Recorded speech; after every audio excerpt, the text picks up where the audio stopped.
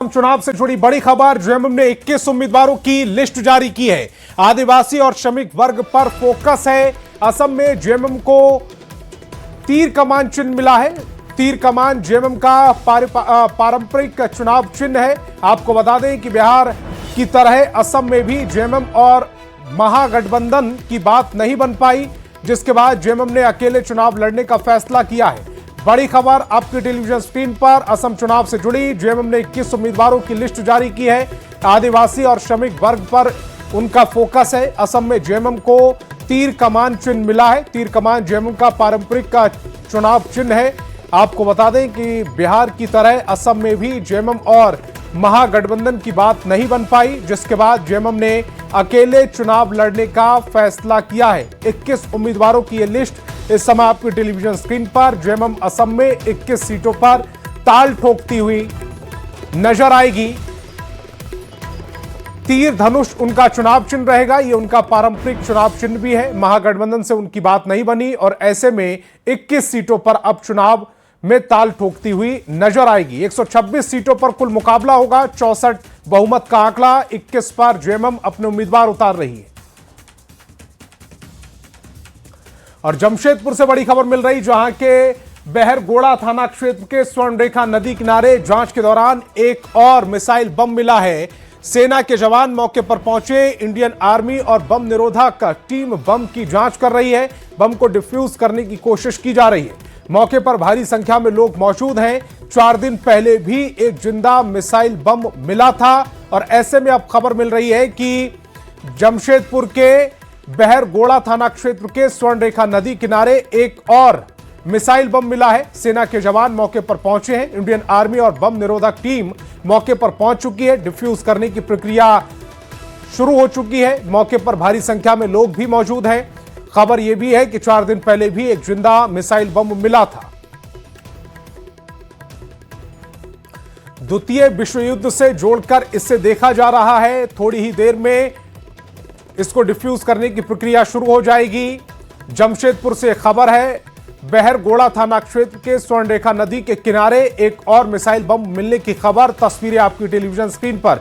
आशीष हमारे संवाददाता ज्यादा जानकारी के साथ फोन लाइन पर जुड़ रहे हैं। आशीष, एक और ये मिसाइल बम मिलने की खबर मिल रही है, ये कितना पुराना बताया जा रहा है? क्या द्वितीय विश्व युद्ध से जोड़कर इसकी जानकारी इकट्ठा की जा रही है? क्या ये एक्टिव है और इसको डिफ्यूज करने में की प्रक्रिया कितनी देर में शुरू होने वाली है? जी, बता दूं कि अभी रांची से आर्मी की टीम और बीएसएफ की टीम के साथ बम निरोधक की टीम भी पहुंच गई है घटनास्थल पर। और 5 दिन पहले एक जिंदा बम, मिसाइल बम जो है वो बरामद किया था और आज जब जांच की जा रही थी तो एक और बम की पुष्टि हुई है, वो मिला है। हालांकि इसमें से पूरी तरह से ये बारूद इसका साफ है, मगर एक जो बम है वो जिंदा बम है। उसे निष्कर्ष करने की जो है वो अभी काम शुरू किया गया है। टीम के लोगों ने गांव के लोगों को दूर रखने की अपील की है और भीड़ भाड़ ना हो उसको लेकर पूरी तरह से जिला प्रशासन का भी सहयोग मिल रहा है। हालांकि टीम मौके पर पहुंच गई है और बम को जो है डिफ्यूज करने का कार्य जो है वो शुरू कर दिया गया है। जी, आप बता रहे हैं कि जो बम मिला है उसमें एक हिस्से में अभी भी विस्फोटक है। जी, पहला जो बम मिला था वो 5 दिन पहले जो ये बम मिला था, इसमें अभी भी विस्फोटक है और इसे बम निरोधक टीम जो है वो जिंदा बम होने की पुष्टि की गई थी और उसके बाद से ही उसे पूरी तरह से घेरा में रख के और आसपास लोगों को जाने से रोका जा रहा था। और आज जो है टीम पहुंच चुकी है और उसे डिस्फ्यूज करने का काम जो है वो किया जा रहा है। बताया जा रहा है करने का काम तेजी से चल रहा है। आशीष हमारे साथ जुड़े, आपका बहुत बहुत शुक्रिया। तस्वीरें आपकी टेलीविजन स्क्रीन पर। 4 दिन पहले एक बम मिला और आज एक और बम मिला है। और धनबाद से बड़ी खबर मिल रही, बीजेपी नेता के घर प्रतिबंधित मांस फेंका गया है। नेता शत्रुघ्न महतो के घर पर यह प्रतिबंधित मांस फेंका गया। मांस मिलने से हिंदू समुदाय में आक्रोश है। घटना के बाद इलाके में तनाव जैसा माहौल हो गया है। पुलिस ने स्थिति को नियंत्रित किया। पुलिस शांति रखने की अपील की जा रही है। बीजेपी नेता तारा देवी के रिश्तेदार हैं। बलियापुर थाना क्षेत्र का यह पूरा मामला है। तो बीजेपी नेता के घर पर प्रतिबंधित मांस फेंका गया है। नेता शत्रुघ्न महतो के घर पर यह प्रतिबंधित मांस फेंका गया। मांस मिलने के बाद हिंदू समुदाय आक्रोशित हो गया। घटना के बाद इलाके में तनाव जैसा माहौल है। तस्वीरों में आप देख भी पा रहे हैं। पुलिस ने स्थिति को नियंत्रण में लिया है। पुलिस शांति बनाए रखने की अपील कर रही है। बीजेपी नेता तारा देवी के रिश्तेदार हैं। बलियापुर थाना क्षेत्र का यह पूरा मामला है। ऐसा कुछ शरारती तत्वों द्वारा जो है कुछ प्रतिबंधित मांस का टुकड़ा वगैरह का कुछ बात थी। तो वैसा कुछ बड़ी बात नहीं है। आप वहाँ पर लोगों को नहीं पढ़ना है, स्थिति सामान्य है और कहीं कोई तनाव वाली बात नहीं है। बिल्कुल सब ठीक है। प्रशासन मुस्तैद है। कुछ असामाजिक तत्वों के द्वारा यहाँ पे जो सांप्रदायिक सौहार्द है उसको बिगाड़ने की कोशिश की गई थी, लेकिन बहुत ही जल्दी यहाँ के स्थानीय थाना प्रभारी बलियापुर के सत्यजीत के द्वारा इमीडिएट एक्शन लिया गया और उसमें तुरंत से फ्लैग मार्च वगैरह निकाला गया और दोनों समुदाय के जो भद्र नागरिक हैं उनके साथ भी बैठ करके इनके द्वारा बातचीत की गई है। अभी कोई समस्या नहीं है। और सरायकेला से बड़ी खबर मिल रही, जहां एंटी करप्शन ब्यूरो ने भ्रष्टाचार के खिलाफ बड़ी कार्रवाई की और भू अर्जन विभाग का बड़ा बाबू प्रीतम आचार्य और एक कथित दलाल विनय तिवारी को गिरफ्तार कर लिया गया। एसीबी की कार्रवाई के बाद से प्रशासनिक महकमे में हड़कंप मचा हुआ है। जानकारी के मुताबिक सरायकेला में भू अर्जन से जुड़ी एक महत्वपूर्ण बैठक उपायुक्त की मौजूदगी में चल रही थी। इसी दौरान प्रीतम आचार्य के मोबाइल पर फोन आया, जिसके बाद वो बैठक से बाहर निकले और कथित रूप से पैसे के लेन देन में जुट गए। पहले से घात लगाए एसीबी की टीम ने उन्हें रंगे हाथ गिरफ्तार कर लिया है।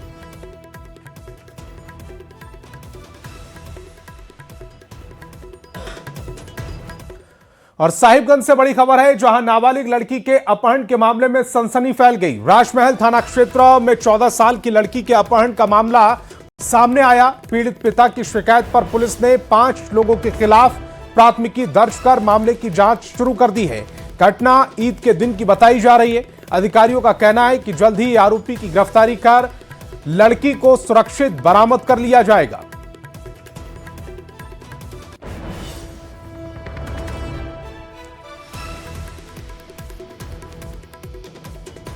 किडनैप करके लेके गया। अब मारेगा या क्या करेगा उनका इरादा उनको मालूम है, हमको तो पता नहीं है क्या करेगा नहीं करेगा। बस 3 दिन हो गया, बच्चे अभी तक वापस नहीं आया। दोनों में से कोई भी अभी लापता है और पुलिस वाला भी बाकी छानबीन कर रहा है, उनको भी खबर नहीं मिल रहा है। बच्चा लेके गया था मेला से हम लोग 2 बच्चा लेके गया था। बच्चा को वापस घुरा दिया और जो मुझको उठा के लेके चले गया। बच्चा तो रो रहा है, रोते रोते घर आया बच्चा। तब पड़ोसी को बोल रहा है कि अरे हमारा बच्चा कोई, बोला हम लोग नहीं जानते हैं। कौन ले गया? कौन ले गया? रमजान ले गया, गाड़ी में उठा के ले गया। और चाईबासा से बड़ी खबर मिल रही है, मालगाड़ी के 2 डिब्बे बेपटरी हो गए। चाईबासा भुवनेश्वर रूट पर परिचालन ठप है। हावड़ा बड़बिल की कई ट्रेनें रद्द कर दी गई हैं। कई ट्रेनों का रूट डाइवर्ट कर दिया गया है। बड़ी खबर चाईबासा से, जहां मालगाड़ी के 2 डिब्बे बेपटरी हो गए। और रुपेश हमारे संवाददाता ज्यादा जानकारी के साथ फोन लाइन पर जुड़ रहे हैं। रुपेश, ये जो मालगाड़ी है इसके जो 2 डिब्बे बेपटरी हुए हैं, इसके पीछे की वजह क्या बताई जा रही है? देखिए, डिरेलमेंट की वजह अभी सामने नहीं आई है, लेकिन मालगाड़ी लदी एक मालगाड़ी जो कि कोयला लदी हुई थी, वो उसके 2 डिब्बे मुर्गा महादेव रोड स्टेशन के पास बेपटरी हो गए। और पिछले करीब 2-3 घंटों से इस सेक्शन में, जो कि डांगवापोसी और बांसपानी का सेक्शन कहा जाता है, और ये चाईबासा से बड़बिल होते हुए उड़ीसा के पुरी की ओर जाती है यह रूट। और हावड़ा से भी इस रूट से कई ट्रेनें, एक्सप्रेस ट्रेनें जाती है, जैसे वंदे भारत ट्रेन भी इस कारण से काफी देर तक रुकी रही। उसके बाद उसको डाइवर्ट किया गया। करीब 10 ट्रेनों को इस रूट से शॉर्ट टर्मिनेट किया गया है, आंशिक रूप से रद्द करते हुए दूसरे ट्रेनों से रूट से डाइवर्ट कर अभी पास किया जा रहा है। लेकिन वो जो सेक्शन है, वो जो रूट है, उस पर पिछले करीब 2-3 घंटों से अभी भी रेल परिचालन पूरी तरह से बाधित है। चक्रधरपुर रेल मंडल मुख्यालय से भी रेस्क्यू टीम को वहां भेजा गया है, जिससे कि इस बेपटरी हुए मालगाड़ी के डिब्बों पर पटरी पर लाया जा सके, जिसका काम अभी चल रहा है। लेकिन इसमें आगे और कितने घंटे बाधित रहेगा और कितने घंटे बाद रेल परिचालन इस रूट पर सुचारू हो पाएगा, ये अभी स्पष्ट रूप से अधिकारियों द्वारा नहीं बताया जा रहा है। ठीक है रुपेश, इस तमाम जानकारी के लिए आपका बहुत बहुत शुक्रिया। और रांची से बड़ी खबर है, पेट्रोल पंप पर लूट के मामले में जांच तेज कर दी गई। डीएसपी हटिया के नेतृत्व में इसकी शुरुआत हुई है। अपराधियों की पहचान करने में पुलिस जुटी हुई है। घटना के बाद से पेट्रोल पंप के कर्मी दहशत में हैं। पुलिस जल्द अपराधियों की गिरफ्तारी का दावा कर रही है। 2 स्कूटी पर सवार होकर 6 अपराधी पहुंचे थे। चाकू और पिस्टल से लैस ये अपराधी। पुदांग ओपी इलाके का ये पूरा मामला, तस्वीर आपकी टेलीविजन स्क्रीन पर। 7:51 पर एक बर्गमैन स्कूटी और होंडा जो स्कूटी होता है 125 उस पर 6 लड़के सवार होकर के आए और इस पेट्रोल पंप में लूट की घटना को अंजाम दिए हैं। अभी तक शिनाख्त नहीं हो पाई है, पुलिस के द्वारा छापेमारी की जा रही है और जल्द ही आपके सामने होगा। राजधानी रांची के पुंदागोपी इलाके में डकैती की एक बड़ी वारदात को अपराधियों ने अंजाम दिया। पेट्रोल पंप में ये लूट की पूरी वारदात को अंजाम दिया गया है, जिसके बाद पुलिस मामले की जांच में जुट गई है। लेकिन जो जानकारी है, अपराधी जो हैं वो अपने जो स्कूटी के नंबर प्लेट है उसे भी जो ब्लैक टेप से ढककर यहाँ पहुँचे थे और उसके बाद हथियार लहराते हुए उन्होंने इस पूरी वारदात को अंजाम दिया। कितनी की संख्या में थे अपराधी? अपराधी 6 की संख्या में थे, 6 की संख्या में। हथियार था क्या क्या? हाँ, हथियार था, रिवॉल्वर था और चाकू था। हाँ, तो चाकू से लहराते हुए और एक जो रिवॉल्वर था उसको लहराते हुए दोनों हमारा नोजल कर्मी से बैग छीन करके भाग गए। हाँ, पुलिस क्या लग रहा है, पुलिस पे भरोसा है? पुलिस पर देखिए, जैसा कि हम लोग रात में जो देखे उसके अनुसार से छानबीन तो कर रहे हैं। दहशत में भी है तमाम? हाँ, हम लोग तो दहशत में है कि आगे इस तरह का घटना और ना घटे। बता दें कि इस पेट्रोल पंप में लड़कियां भी थीं जो कि यहाँ पर कर्मी के तौर पर तैनात हैं। उस वक्त जब ये घटना घटी उस समय 2 महिला जो पेट्रोल पंप कर्मी हैं वो मौजूद थी, तो वहीं पर एक जो मेन पेट्रोल कर्मी है वो मौजूद था और इस पूरी वारदात से सभी कर्मी दहशत में हैं। अब देखना होगा कि पुलिस कब तक अपराधियों का शिनाख्त कर पाती है और उन्हें गिरफ्तार कर पाती है। रांची से न्यूज़ 18 के लिए ओम प्रकाश। और चाईबासा से बड़ी खबर मिल रही है। टोटो थाना क्षेत्र के सीआरपीएफ जवान अजय किशोर खाका की गोली लगने से मौत हो गई। सर्विस राइफल से गोली लगने से मौत हुई है। सफाई के दौरान गोली चलने की आशंका जताई जा रही है। फिलहाल पुलिस ने मामले की जांच शुरू कर दी है। पाली साई के सीआरपीएफ कैंप में जवान की तैनाती थी। चाईबासा से यह बड़ी खबर है। टोटो थाना क्षेत्र के सीआरपीएफ जवान थे अजय किशोर खाका, जिनकी गोली लगने से मौत हो गई है। खबर ऐसी है कि सर्विस रिवॉल्वर से सफाई के दौरान गोली चलने की बात सामने आ रही है, आशंका जताई जा रही है। फिलहाल पुलिस मामले की जांच कर रही है। जांच कर रहे हैं, अभी तक तो पता चला नहीं है। कल तो घायल था, घायल अवस्था में ही तुरंत हम लोग एम्बुलेंस से लेके आए हैं। वहाँ पूछताछ भी नहीं कर पाए हैं, तो आज हम लोग पोस्टमार्टम कराएंगे और इसके बाद जांच के बाद ही आगे की बात पता चलेगा। और रांची में घरेलू गैस सिलेंडर में आने वाली किल्लत के चलते धड़ल्ले से कोयला की बिक्री तेज हो रही है और सब्जी बाजारों में भी कोयले के बोरे नजर आ रहे हैं। रांची के होटलों में भी कोयले की सप्लाई तेज हो गई है। यहां 12 से 13 किलो प्रति बोरी कोयला 140 से 150 रुपए में बिक रहा है। घरेलू गैस सिलेंडर में दिक्कत और किल्लत आने के बाद इसके समीकरण को भी समझना बेहद जरूरी है।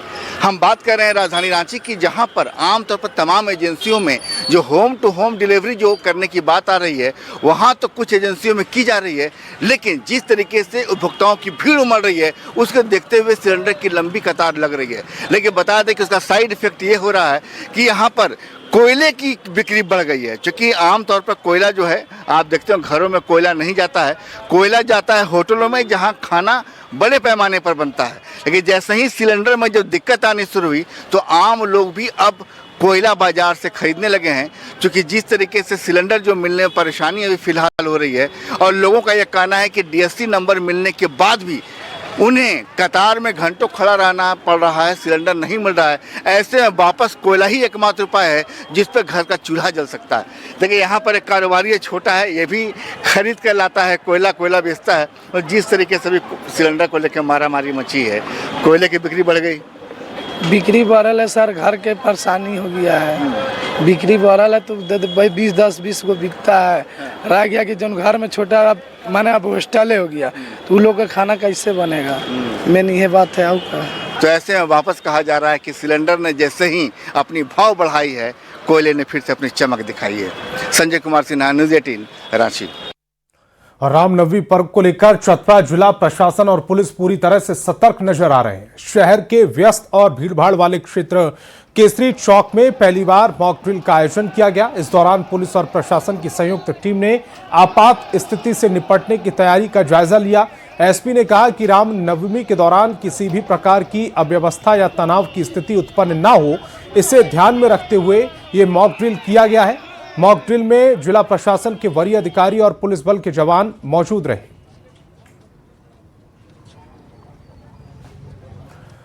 रामनवमी को लेकर बोकारो में तैयारियां जोरों पर है। सेक्टर 1 के राम मंदिर चौक पर हर साल की तरह इस बार भी भव्य आयोजन की तैयारी की जा रही है।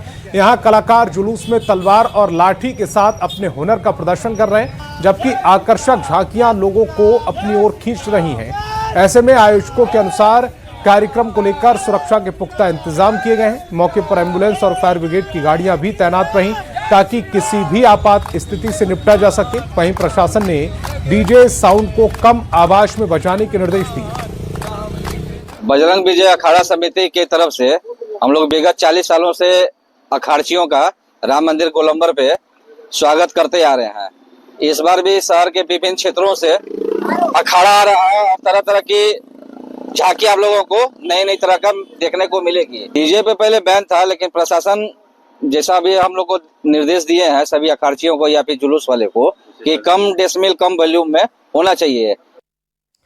डॉक्टर इरफान अंसारी के डीजे बैन पर दिए गए बयान पर बीजेपी नेता हरि मोहन मिश्रा और अल्पसंख्यक मोर्चा के जिला अध्यक्ष अब्दुल रकीब रहमानी का पलटवार सामने आया। तीखी प्रतिक्रिया देते हुए कहा कि हरि मोहन मिश्रा ने कहा है कि डॉक्टर इरफान अंसारी सामाजिक समरसता बिगाड़ने, ओछी राजनीति करने और सामाजिक माहौल को खराब करने का काम करते हैं। वहीं बीजेपी अल्पसंख्यक मोर्चा के जिला अध्यक्ष अब्दुल रकीब रहमानी ने भी मंत्री के बयान को आपत्तिजनक बताया और इस तरह की बयानबाजी से परहेज करने की नसीहत दी ताकि सामाजिक सौहार्द एवं समरसता में किसी प्रकार का खलल उत्पन्न न हो। आदमी 4 दिन पहले बोले नहीं बजने देंगे, आज बोलते हैं कि कल बोलते हैं कि हम बजने देंगे। हम तो ऐसा बोला नहीं। तो ये पलटू राम मंत्री या बोलते हैं और पलट जाते हैं। अब इससे ही यहाँ की जामताड़ा की या पूरे झारखंड की जनता क्या सीखे। एक मंत्री जब 2 दिन में बात को पलट दे तो उस स्थिति में जनता पर उनका क्या असर पड़ेगा, क्या प्रभाव पड़ेगा, शायद इसकी चिंता उनको नहीं। रोज से जो गर्दिशें हो रही हैं मैं भी देख रहा हूँ फेसबुक में, व्हाट्सएप में। यहाँ के जो मंत्री डीजे को लेकर के इस तरह से लेकर के जो बयान देते हैं, इस तरह से बयान नहीं देना चाहिए। यहाँ पर हम लोगों को सबको मिलजुल करके रहना चाहिए। हर मजहब अपना अपना जो है ना त्योहार को खुशी और खुर्रम के साथ मनाते हैं, इसी तरह मनाना चाहिए, बल्कि बिगाड़ना नहीं चाहिए। और चैती छठ महापर्व की शुरुआत 22 मार्च को नहाय खाए के साथ हो रही है, लेकिन गुमला में मुख्यालय के छठ घाटों की स्थिति चिंताजनक बनी हुई है। शहर के प्रमुख तालाबों और घाटों पर गंदगी पसरी हुई है, जिससे व्रतियों को काफी परेशानी उठानी पड़ रही है। मुरली बगीचा तालाब, सिसई रोड तालाब और मत्स्य विभाग तालाब में श्रद्धालु छठ पूजा करने पहुंचे, लेकिन यहां गंदगी का अंबार लगा हुआ देखा। चैती छठ पूजा की शुरुआत कल से हो चुकी है और इस वक्त मौजूद है हम गुमला के बंद तालाब स्थित छठ घाट पर। अभी भी जो बंद तालाब की जो छठ घाट है, यहाँ की स्थिति है, उसको नगर परिषद के द्वारा में पूर्ण रूप से साफ नहीं कराया गया है। अभी भी आपको देख सकते हैं तस्वीर के माध्यम से, यत्र जो स्थान है वहाँ पे कचरा का जरूर आपको नजर आएगा। ऐसे में माना जाता है कि जो छठ महापर्व होता है वो शुद्धता का पर्व होता है। ऐसे में अगर नगर परिषद के द्वारा में कल जो है संध्याकालीन अर्घ होना है और इसके बावजूद अभी तक साफ सफाई नहीं करना, और अभी नई सरकार जो नगर में जो सरकार की गठन होनी थी वो भी हो चुकी है, उसके बावजूद जो शुद्धता के इस पर्व में जो शुद्धता का अभी तक प्रशासन और नगर परिषद के द्वारा में छठ घाटों पर ध्यान नहीं दिया जाना कई सवाल पैदा करता है। हालांकि स्थानीय लोगों के द्वारा नगर परिषद से मांग की गई है कि समय रहते आप जो छठ घाट है उसकी सफाई कराएं, तब जाके यह लोक आस्था का महापर्व जो छठ के रूप में जाना जाता है वो कहीं ना कहीं शांतिपूर्ण तरीके और आस्था के साथ में जो छठवर्ती है यहाँ पर आकर के आस्था की डुबकी लगाएंगे। Rupesh Kumar Bhagat, news 18 Gumla. Bokaro Steel City के नगर क्षेत्र में बिजली चोरी एक गंभीर समस्या का रूप ले चुकी है। बोकारो स्टील की आपूर्ति वाली बिजली का लगातार गलत तरीके से इस्तेमाल हो रहा है। नगर प्रशासन विभाग की टीम छापेमारी कर अवैध कनेक्शन काटने और तार जब्त करने की कार्रवाई करती है, लेकिन कुछ ही घंटों में लोग फिर से खुद से बिजली बहाल कर लेते हैं। इसी क्रम में आज बोकारो नगर सेवा भवन के डीजीएम कर्नल राजेंद्र शेखावत की अगुवाई में टीम ने सेक्टर 4D क्षेत्र में अभियान चलाया। टीम ने मौके पर पहुंचकर गलत तरीके से इस्तेमाल हो रहे बिजली के तारों को काट दिया। कार्रवाई के दौरान स्थानीय लोगों ने विरोध भी किया और खुद को सही ठहराने की कोशिश की, लेकिन आवश्यक कागजात उपलब्ध नहीं हो पाने की वजह से विभाग ने बिजली कनेक्शन काट दिया। क्या कार्रवाई कर सकते हैं? रोज काट के जाते हैं, रोज जोड़ लेते हैं। पूरे बोकारो का यही हाल है, जहाँ भी तार नोचते हैं आधे घंटे में जोड़ लेता है। जिसकी काटने आया वो हमको धमकी देता है, पहले वहाँ तोड़ के आइए, फिर यहाँ तोड़ के आइए। इट इज़ टोटली मतलब एक तरह की महामारी फैली हुई है। बार बार ये टीम आती है, तीसरी बार ये टीम आ रही है। आप देख लीजिए कितना मोटा केबल है। Total illegality and theft of the electricity परेशान करके रखा हुआ है। फिर हम पे एफआईआर की धमकी दी जाती है। बीएसएल कर्मचारी ही एसी गलत लगाया था, उसको कराया, वो तो मेरे पे मार पिटाई पे आ गया, उसने एफआईआर भी लॉन्च कर दी। तो ये टोटली मतलब सिक्योरिटी को तो नमूना बना के रखा है। और दुमका के गोपी कांदर प्रखंड के खड़ीबाड़ी गांव में पहाड़िया टोला में हर दिन की शुरुआत पानी की तलाश से होती है। करीब 50 आदिवासी परिवारों के लिए स्वच्छ पेयजल अब एक बड़ी चुनौती बन गया। टोला के सभी चापाकल पिछले कई सालों से बंद पड़े हैं, जबकि सोलर टंकी भी जवाब दे चुकी है। नतीजा यह है कि ग्रामीणों को रोजाना करीब 1 किलोमीटर दूर झरना और कुएं से पानी लाना पड़ता है। हैरानी की बात यह है कि आंगनबाड़ी केंद्र में लगी पानी की टंकी और नल भी सिर्फ शोपीस बनकर रह गए। ग्रामीणों ने कई बार गुहार लगाई, मिस्त्री भी आए, लेकिन समस्या जस की तस रही। मोटा मोटी सालों भर से जो है जल मीनार खराब पड़ा हुआ है और चापाकल भी मोटा मोटी 2 साल से ऊपर हो गया है। 5 चापाकल है और जल मीनार 2 है, सब खराब पड़ा हुआ। इसी के कारण जो है ग्रामीण वही झरना का पानी जो है पी रहे हैं। मोटा मोटी गांव से 1 किलोमीटर पड़ते हैं। मजबूरी कारण बस झरना का पानी पीना पड़ता है। इधर अगल बगल में पानी तो है नहीं। जल मीनार जो है खराब पड़ा है, उनको मरम्मती किया जाए और चापाकल भी जितने में है उसको भी मरम्मती किया जाए। रामगढ़ के सबसे महत्वपूर्ण बड़का काना रेलवे जंक्शन पर 3 साप्ताहिक और 1 डेली एक्सप्रेस ट्रेन का ठहराव बंद करने का आदेश जारी किया गया। इनमें कोलकाता अजमेर मदार एक्सप्रेस, कोलकाता अहमदाबाद एक्सप्रेस और हावड़ा भोपाल साप्ताहिक एक्सप्रेस के अलावा रोजाना हावड़ा से जबलपुर के बीच चलने वाली शक्तिपुंज एक्सप्रेस ट्रेन शामिल है। ठहराव बंद करने से रेलवे जंक्शन के वेंडर यात्री और ऑटो चालक की मुसीबतें बढ़ती जा रही हैं। वेंडर का कहना है कि रोजाना 2000 से 5000 रेंट रेलवे को देना पड़ता है और रेलवे जंक्शन पर 33 करोड़ रुपए की लागत से सुविधाएं बढ़ा रही है, लेकिन जब ट्रेन यहां रुकेंगी नहीं तो क्या फायदा होगा। दिक्कत हो रहा है। यहाँ पर 4 जोड़ी ट्रेन जो है कि चला जा रहा है यहाँ से, जो हम लोग को जो है कि दुकान का जो है कि रेंट भरने में काफ़ी दिक्कत होगा। हम लोग प्रेजेंट में जो गाड़ी को देखे हैं हम लोग उसके हिसाब से हम लोग जो है कि रेंट दे रहे हैं और अभी एकाएक जो है कि 4 जोड़ी ट्रेन चला जाएगा तो हम लोग को रेंट भरने में काफ़ी दिक्कत होगा, जिसकी वजह से हम लोग दुकान को संचालन करने में काफ़ी दिक्कत आएगी और हम लोग चला नहीं पाएंगे। इसलिए कृपया करके जो है कि फिर पुनः जो है कि गाड़ी को जो है कि बड़का खाना। रेलवे द्वारा रामगढ़ जिले के प्रमुख रेलवे जंक्शन बड़का काना जंक्शन पर 4 जोड़ी ट्रेनों का ठहराव 21 मई से बंद कर दिया जाएगा और इसके स्थान पर रांची रोड रेलवे स्टेशन पर 4 जोड़ी ट्रेनों का अस्थायी तौर पर ठहराव 3 महीने के लिए शुरू किया जा रहा है।